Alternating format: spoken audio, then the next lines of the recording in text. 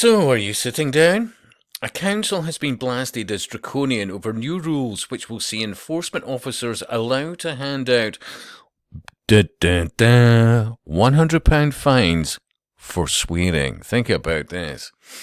So, with the new measures branded as an unlawful assault, Thanet District Council's Public Space Protection Order will cover the entire towns of Birchington, Margate, Ramsgate, and Broadstairs.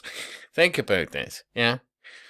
Sweary words. Oh, so I felt alarming or distress. Yeah, apparently. This means that people are prohibited from using foul or abusive language that can be heard by others in a public place and may cause either alarm or distress to any other person. Think about this. Look, I've said it before, I'll say it again. By 83, 84, they got rid of the belt in the UK. Bad move, by the way. I would always say that. Absolutely. Because after that, people became such lightweights. Honestly. In the 90s, it was be kind to everybody. By the noughties, it was jazz hands. Because, God forbid, people clap in an audience. Shortly after that, it was safe spaces and, soft furnishings and a room where you could go and suck your thumb and feel cozy in a warm environment. Yeah. This has always been about a direction of travel. And the one individual that they actually interview on camera, the one individual, yeah, is some old bat that says the following. I think it's really a good idea, really. I really do. I mean, not all children are like that, but to the ones that are really disrespectful and that, I think it's a good idea. I really do. And what would you say to the criticism that it might infringe on free speech?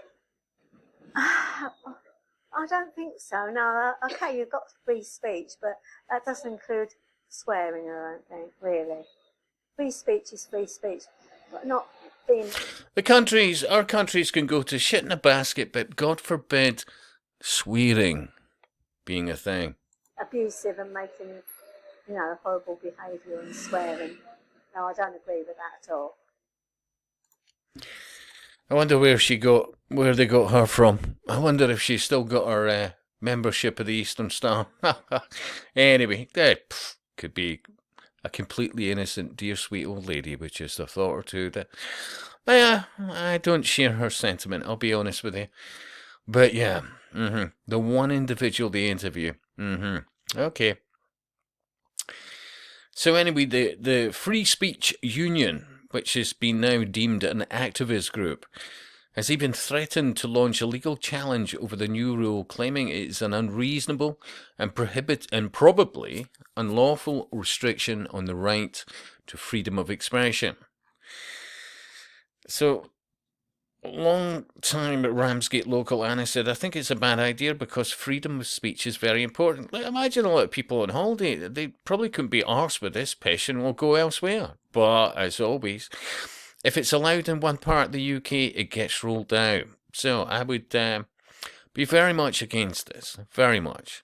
Yeah, and of course there's always the business aspect. And remember, councils used to be called corporations until a lot of people start saying, wait a minute, isn't that like a business? Yeah, now they masquerade as the righteous under the banner councils.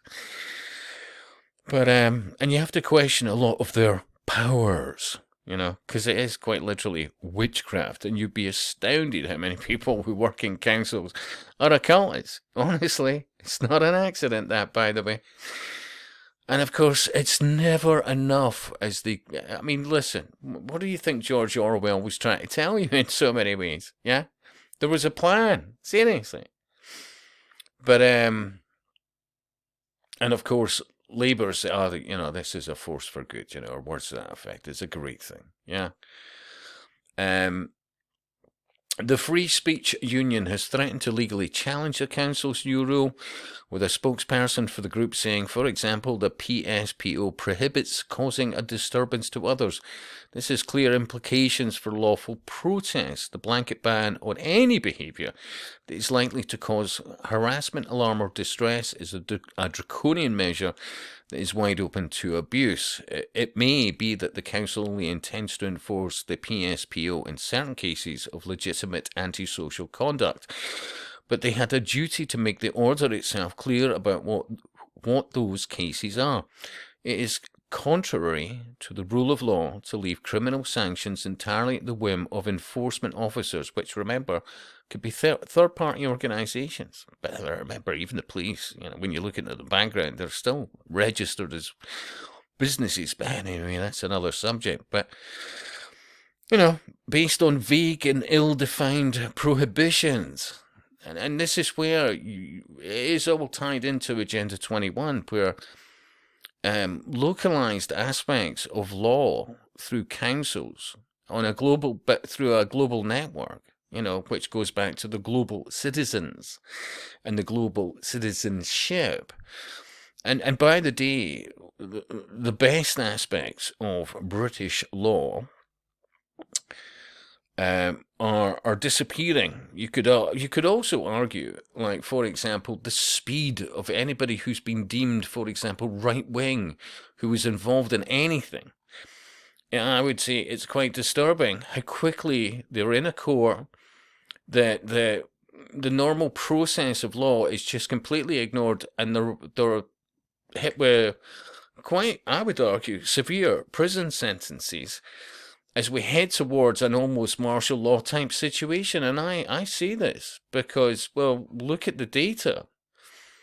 And you can think of so many other examples where, well, for example, Manchester Airport. Police officers were being punched repeatedly, one having their nose broken.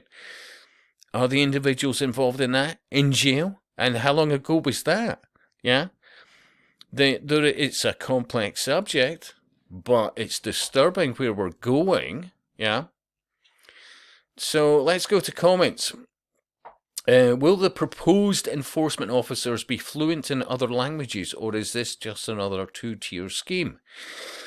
Councils have authority on antisocial behaviour, but absolutely no jurisdiction over speech. Although I hate swearing and rarely utter any swear words, I'm horrified about this decision. Better to focus their efforts on repairing potholes and pruning hedges so we can actually use our roads and walk on the pavements that we pay the council to maintain.